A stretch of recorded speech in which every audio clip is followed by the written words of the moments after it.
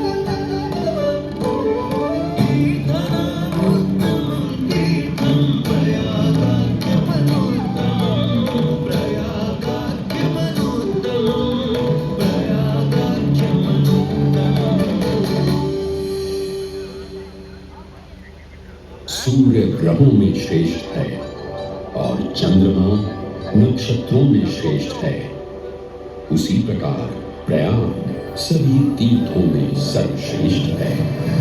पद्म पुराण में वर्णित ये श्लोक जिस तरह प्रयाग की विशेषता को दर्शाता है, उसी तरह इस पावन क्षेत्र का गुणगान करने वाली अनेक पौराणिक कथाएं, किंवदंतियां एवं कहानियां आज भी जनमानस में प्रचलित है। ऐसी ही एक पौराणिक कथा है जो भगवान ब्रह्मा को प्रयाग से जोड़ती है। मान्यताओं के अनुसार भगवान ब्रह्मा को यज्ञ करने हेतु एक दिव्य के निवारण हेतु भगवान ब्रह्मा नागों के देवता महाराज शेषनाग के यहाँ पहुंचे और उनसे कहा, हे आदिशेष, मैं यज्ञ करने हेतु इस सृष्टि में एक ऐसा स्थान ढूंढ रहा हूं जो दिव्यता और पवित्रता की दृष्टि से सर्वोत्तम हो। क्या आप मुझे ऐसा कोई उपयुक्त स्थान बता सकते हैं जो सभी तीर्थों में सर्वश्रेष्ठ हो? जगत रचयिता को मेरा प्रणाम। भगवान, मैं धन्य हूं कि आपने मुझे इस योग्य समझा। क्यों ना आप स्वयं ही सभी पवित्र स्थानों का मूल्यांकन करें। ऐसा कीजिए, आप तुला के एक पलड़े पर सप्तपुरियों को रखिए और दूसरे पलड़े पर भगवान विष्णु के स्थायी निवास प्रयाग को रखिए, जिसका भार सबसे अधिक आए। मेरे विचार में वही सर्वश्रेष्ठ तीर्थ होगा। इस मूल्यांकन के परिणाम स्वरूप प्रयाग का पलड़ा ही भारी रहा। इस तरह प्रयाग की प्रधानता सिद्ध हुई और तभी से इसे तीर्थों का राजा कहा जाने लगा। आज भी ऐसी मान्यता है कि भगवान ब्रह्मा ने गंगा नदी के पश्चिमी तट पर 10 अश्वमेध यज्ञ संपन्न किए थे। आज उस स्थान को हम दशाश्वमेध घाट के नाम से जानते हैं। भगवान ब्रह्मा के अलावा इंद्रदेव, वरुण देव एवं सोमदेव ने भी प्रयाग क्षेत्र में ही भगवान विष्णु की आराधना करने हेतु यज्ञ किए थे, जिससे उन्हें भी श्री हरि का प्रकृष्ट और याग का अर्थ होता है यज्ञ। इसीलिए इन दो शब्दों से बना प्रयाग सबसे पवित्र स्थान माना जाता है। प्रयाग ही संसार में एकमात्र ऐसा पावन क्षेत्र है जहां 3 पवित्र नदियों का संगम होता है। इस संगम का भी एक अनूठा महत्व है।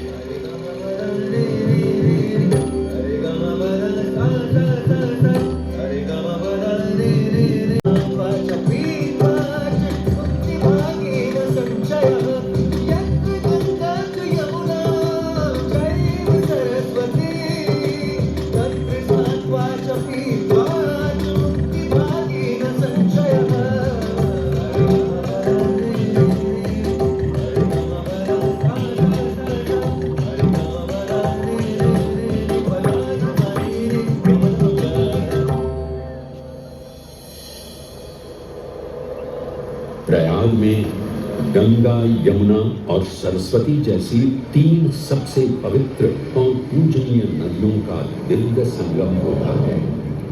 इन नदियों के संगम में स्नान करने एवं संगम का जल ग्रहण करने से मनुष्य मुक्ति का अधिकारी बन जाता है और इसमें किंचित भी संदेह नहीं है।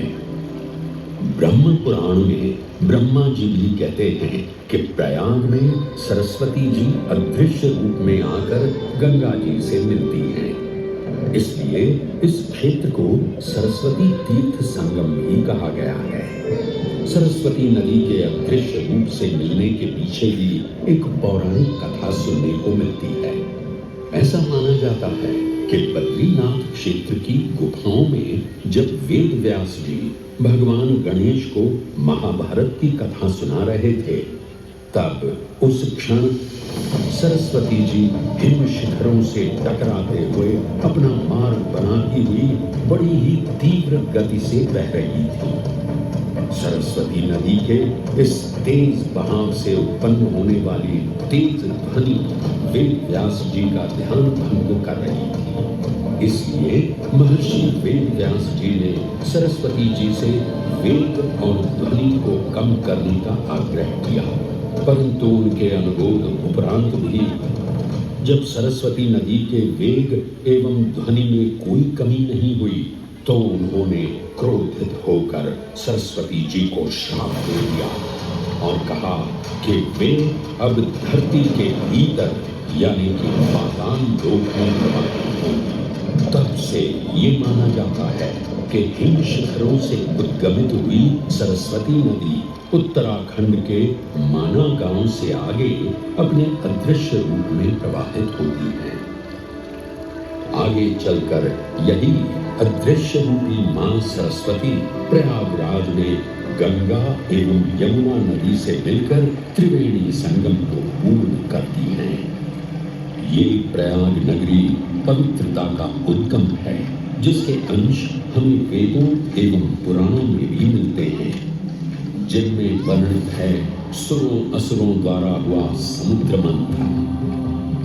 अमृत प्राप्ति के लिए सुरों और असुरों ने एकजुट होकर क्षीर सागर का मंथन किया, जिसके संदर्भ में पुराणों में विभिन्न कथाएं देखने को मिलती हैं। उन्हीं कथाओं में एक कथा महर्षि दुर्वासा और इंद्रदेव से संबंधित है। इस कथा के अनुसार ऋषि दुर्वासा ने इंद्रदेव से प्रसन्न हो उन्हें पारिजात पुष्पों की एक दिव्य माला भेंट की, जिसे इंद्रदेव ने साधारण पुष्पों की माला समझ स्वयं धारण न कर उसे अपने वाहक गजराज ऐरावत के मस्तक पर रख दिया। पल भर में गजराज ने वो माला धरा पर गिरा उसे अपने पैरों तले रौंद दिया। ऋषि दुर्वासा से ये अपमान सहन न हुआ और उसी क्षण क्रोधित हो उन्होंने इंद्रदेव को श्राप दे दिया।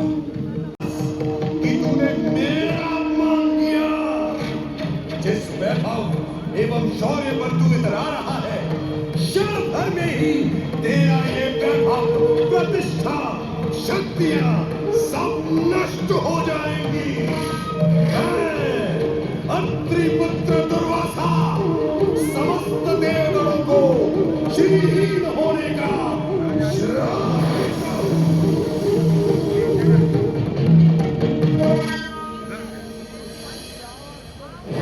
इस श्राप के परिणाम स्वरूप स्वर्गलोक से लेकर वैकुंठ धाम तक का सारा वैभव चला गया।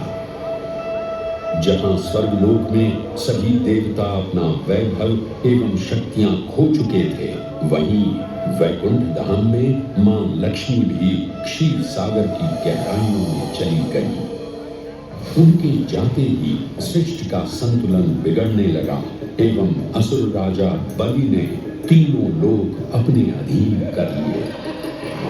ये सब देखकर सभी देवतागण अपने श्राप के निवारण हेतु भगवान विष्णु की शरण में जा पहुंचे और कहने लगे, हे पालनहार, हे स्वामी, अब आप ही हमें इस श्राप से मुक्त होने का मार्ग बता सकते हैं, अन्यथा हम अपनी शक्तियों से सदैव वंचित ही रहेंगे और युद्ध में कभी भी असुरों का सामना नहीं कर पाएंगे। हे देवराज, ऋषि दुर्वासा के श्राप से सभी देवतागण जीवन मृत्यु के काल चक्र में बंध चुके हैं। इस काल चक्र एवं श्राप से मुक्त होने के लिए अब केवल एक ही मार्ग शेष है और वो है समुद्र मंथन।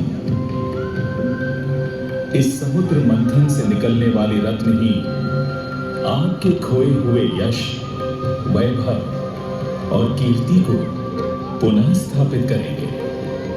परंतु आपको इस मंथन के लिए असुरों के बल की भी आवश्यकता होगी, क्योंकि उनके बिना यह समुद्र मंथन संभव नहीं है। जैसी आपकी आज्ञा प्रभु, हम असुरों के साथ समुद्र मंथन करने के लिए देवताओं और असुरों ने एक मत होकर क्षीर सागर का मंथन करना स्वीकार किया। जहां मंदार पर्वत मथनी के रूप में आए तो वहीं वासुकी नाग को नेति की भूमिका मिली। भगवान विष्णु ने स्वयं कुर्म अवतार धारण कर मंदार पर्वत को उसका आधार प्रदान किया। क्षीर सागर को मथना शुरू किया गया और 14 रत्नों में सबसे पहले हलाहल विष उत्पन्न हुआ। उस विष के प्रभाव को कोई भी देवता या असुर सहन करने में समर्थ नहीं थे। इस कालकूट विष से सृष्टि का विनाश हो सकता था। इसीलिए इस आपदा से बचाने स्वयं देवों के देव महादेव प्रकट हुए और उन्होंने इस विष का पान किया। ये सब देख मां पार्वती ने विष को भगवान शिव के कंठ तक ही रोक दिया। इस कालकूट विष के प्रभाव से महादेव का कंठ नीला पड़ गया और तभी से उन्हें नीलकंठ के नाम से भी जाना जाने लगा।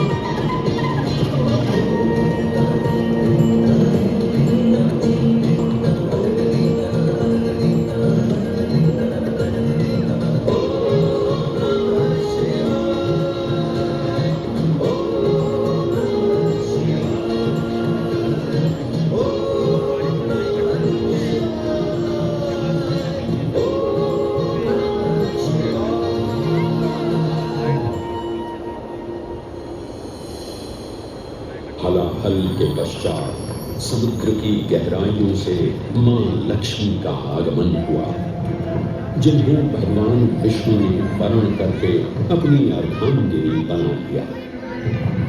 इसके पश्चात समुद्र मंथन से एक एक कर कामधेनु गाय, पारिजात वृक्ष, चंद्र, कल्प वृक्ष, अपार सुंदर अप्सराएं, गंधर्व, शंख, उच्चैःश्रवा, वारुणी एवं कौस्तुभ मणि जैसे अनेक रत्न उत्पन्न हुए। लेकिन सभी को जिस रत्न की सबसे अधिक प्रतीक्षा थी, उस रत्न का निकलना अभी बाकी था। अंततः आयुर्वेद के देव धन्वंतरी अपने हाथ में अमृत कुंभ लिए प्रकट हुए। अमृत कुंभ पाने की लालसा में सुरों और असुरों के मध्य एक घमासान युद्ध आरंभ हो गया। इसी युद्ध के दौरान स्वरभानु नाम का एक असुर अमृत कुंभ को अपने अधीन कर पाताल लोक की ओर चल गया। तब अमृत कलश को वापस पाने हेतु देवतागण अपने आराध्य भगवान विष्णु का स्मरण करने लगे। तदोपरांत भगवान विष्णु एक सुंदर अप्सरा मोहिनी का रूप धारण कर पाताल लोक पहुंचे, जिसे देख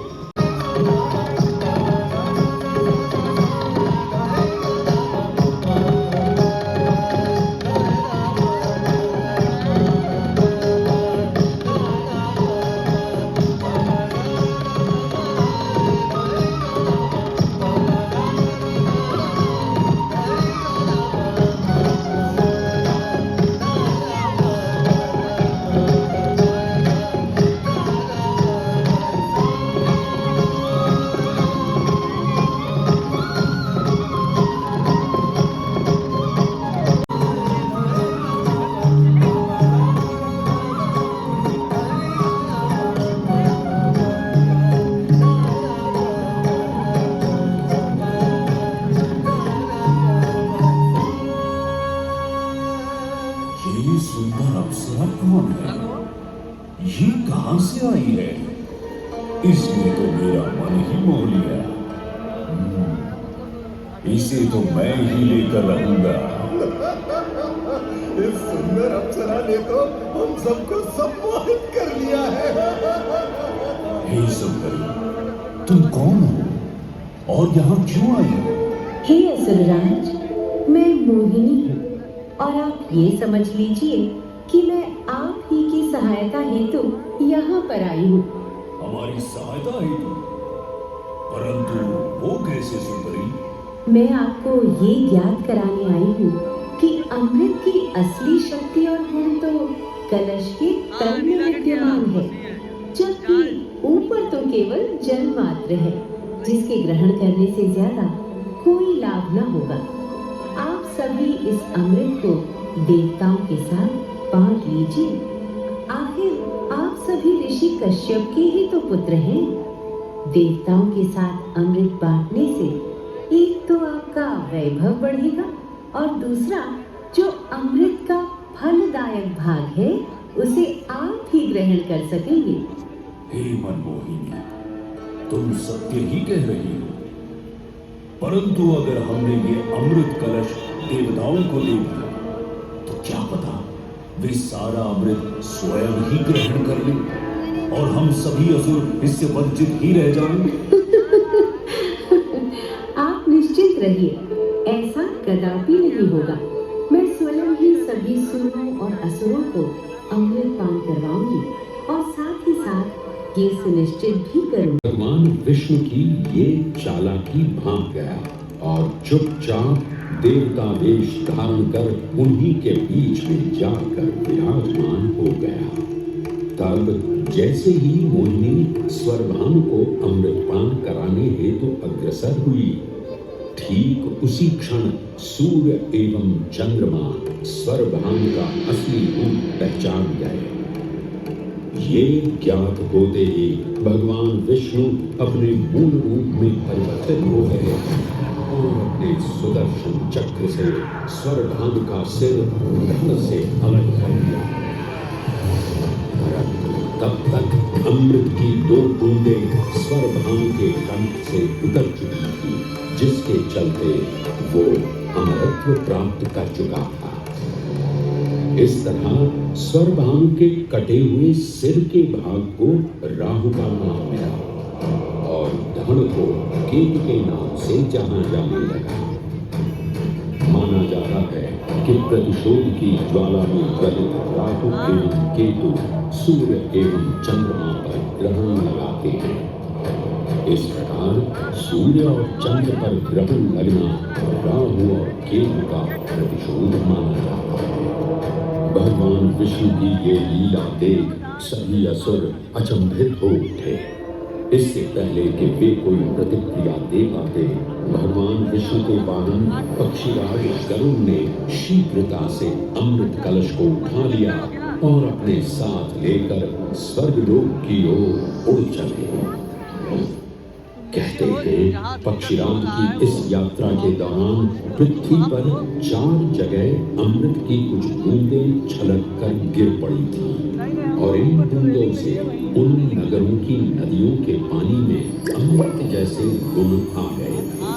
वे 4 स्थान हरिद्वार, प्रयाग, उज्जैन एवं नासिक हैं और यही कारण है कि इन 4 नगरों में कुंभ का पर्व मनाया जाता है। ऐसी भी मान्यता है कि एक दिव्य दिवस एक सांसारिक वर्ष के बराबर होता है और पक्षीराज गरुड़ की यात्रा में 12 दिन लगे थे। इसीलिए हर 12वें वर्ष में कुंभ पर्व मनाया जाता है।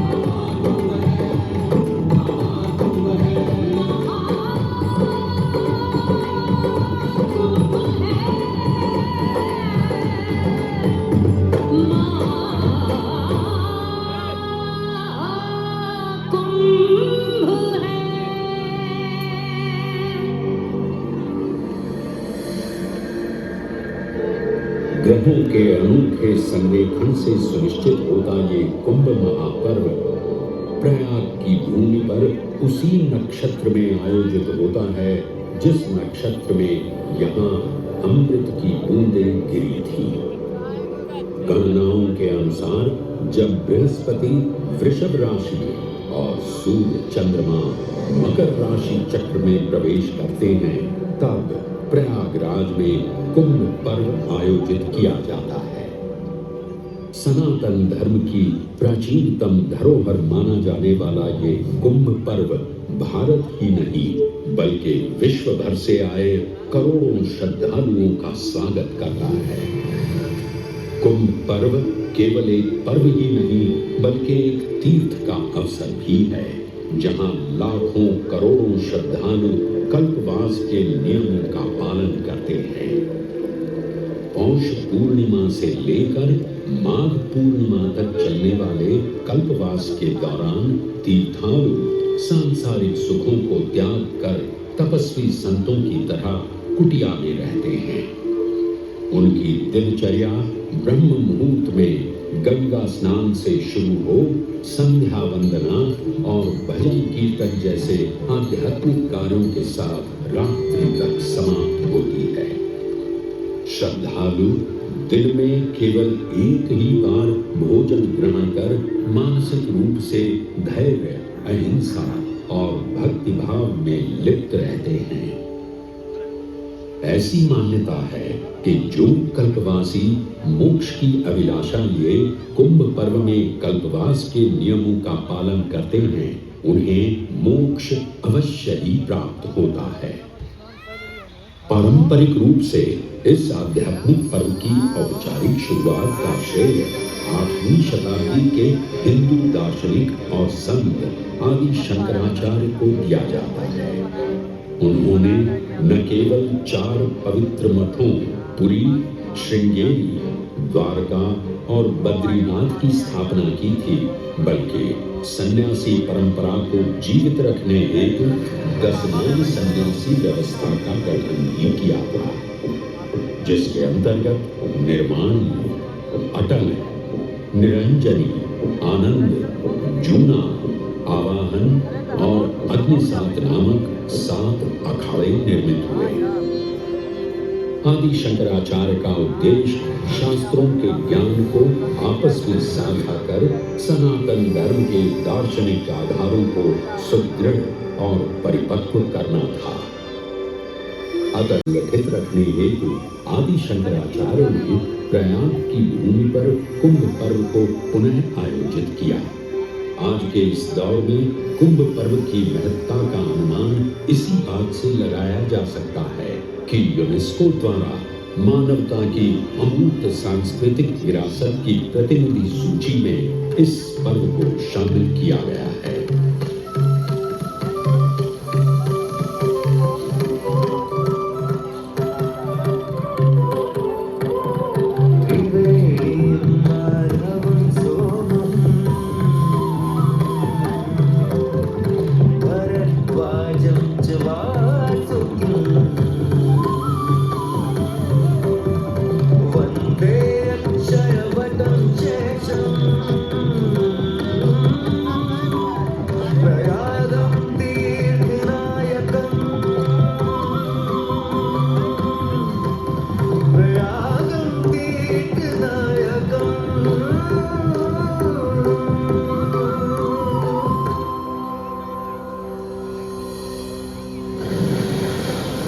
त्रिवेणी, माधव, सोम, भरद्वाज, वासुकी, अक्षयवट और शेषनाग, प्रयाग के इन 7 तीर्थ नायकों की हम वंदना करते हैं। परंतु उक्त 7 तीर्थ नायकों में वेणी माधव का ही प्रमुख स्थान है। त्रिवेणी संगम में स्नान के साथ साथ श्रद्धालु वेणी माधव मंदिर में दर्शन कर भगवान विष्णु का आशीर्वाद भी प्राप्त करते हैं। मान्यताओं के अनुसार वेणी माधव इलाहाबाद किले के परिसर में स्थित पातालपुरी मंदिर में एक पवित्र अक्षयवट वृक्ष के पत्तों पर एक बालक के रूप में विश्राम करते हैं। पौराणिक कथाओं के अनुसार अक्षयवट एक शाश्वत वृक्ष है जो भगवान विष्णु का स्थायी निवास है, जहां से वे सृष्टि का पुनः निर्माण करते हैं। त्रेता युग में भी अक्षयवट वृक्ष का उल्लेख देखने को मिलता है। कहा जाता है कि भगवान श्री राम, माता सीता एवं अनुज लक्ष्मण अपने वनवास काल में इस स्थान पर आए थे। वैसे तो भगवान श्री राम का वनवास प्रयाग में श्रृंगी ऋषि को समर्पित श्रृंगवेरपुर धाम से आरंभ होता है। ये वही स्थान है जहां निषाद राज गुह ने भगवान श्री राम, माता सीता और अनुज लक्ष्मण को गंगा पार जाने के लिए सहायता प्रदान की थी। श्रृंगवेरपुर से प्रभु श्री राम ऋषि भरद्वाज के आश्रम पहुंचे थे। भरद्वाज मुनि बसहि प्रयागा, गोस्वामी तुलसीदास जी ने रामचरितमानस में ऋषि भरद्वाज का निवास स्थान प्रयागराज ही बताया है। ऋषि भरद्वाज से त्रिवेणी संगम की महिमा सुन प्रभु श्री राम, माता सीता और अनुज लक्ष्मण त्रिवेणी संगम में स्नान कर तीनों नदियों का आशीर्वाद प्राप्त करते हैं।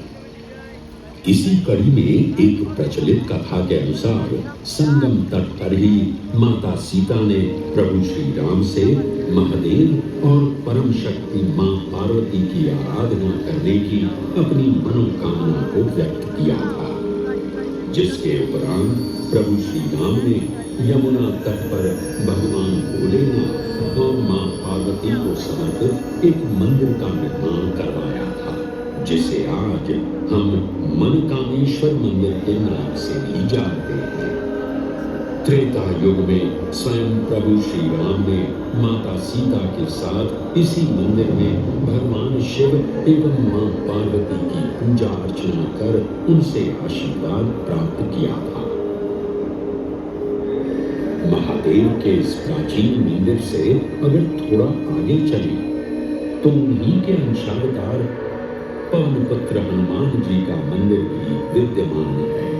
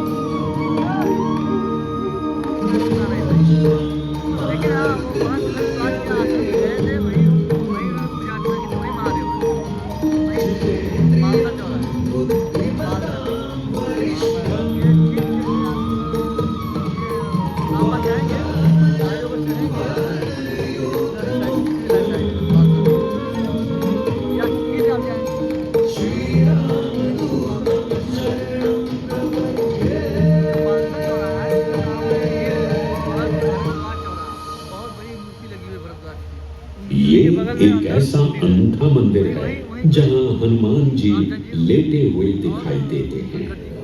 प्रचलित कथाओं की माने तो हनुमान जी के आदेशानुसार बाघंबरी बाबा को इस तट पर उत्खनन करते समय हनुमान जी की एक दिव्य मूर्ति प्राप्त हुई थी, जिसके फलस्वरूप आज यहाँ बड़े हनुमान जी का मंदिर विद्यमान है। इस चमत्कार से विस्मयाभिभूत हुए बाबा बाघंबरी ने हनुमान जी की सेवा में अपना जीवन समर्पित कर दिया। आज भी इस मंदिर की देखरेख का कार्यभार बाघंबरी गद्दी ने ही संभाल रखा है।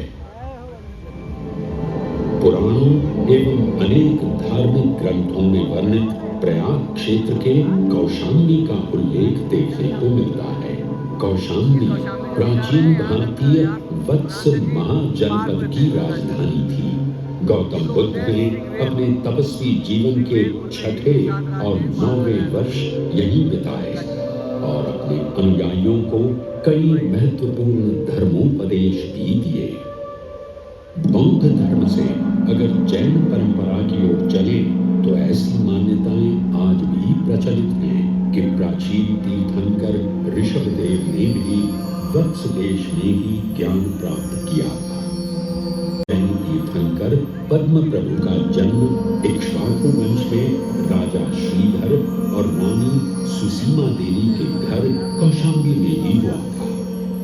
यहाँ तक कि मगध सम्राट अशोक ने भी अपनी शाही देखभाल के लिए इसे अपनी उपराजधानी बनाया था।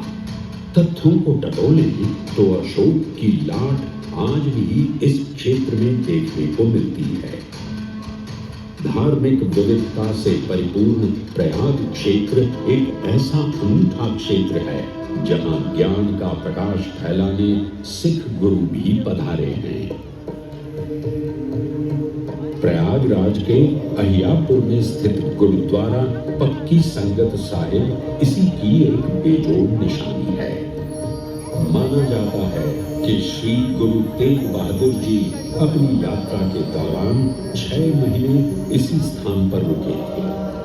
यहाँ वे प्रार्थना और ध्यान करते थे, इसलिए इसे तप स्थान भी कहा गया है। ये कहना गलत नहीं होगा कि त्रिवेणी संगम के तट पर गुरुओं और संतों की शिक्षाओं का अनोखा समावेश है ये गुरुद्वारा पक्की संगत साहिब। इलाहाबाद या इलाहाबाद के नाम से कुछ समय के लिए चर्चित ये प्रयागराज आज भी जीवंत है। धर्म और संस्कृति का अनूठा इतिहास संजोए हुए तीर्थराज प्रयागराज में वेणी माधव, शिव और शक्ति के विभिन्न स्वरूप आज भी विद्यमान हैं, जो इस पावन क्षेत्र को अद्वितीय बनाते हैं। प्रयागराज की इतनी विशाल पृष्ठभूमि समझने के बाद लगता है कि ये कहना कभी गलत नहीं होगा कि प्रयागराज सिर्फ एक शहर नहीं बल्कि अपने अंदर दैवीयता, विविधता और धार्मिकता को संजोए हमारा पूर्ण गौरवशाली इतिहास है।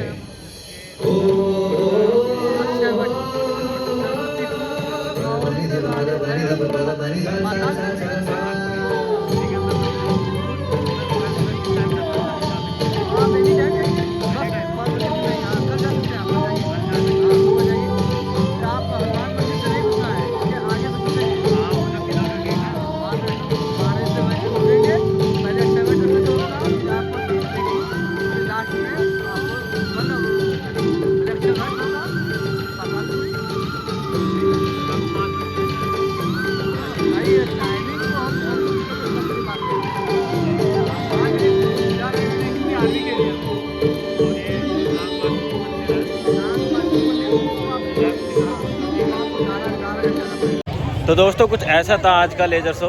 जी हाँ, जो हमने देखा गंगा तट के किनारे।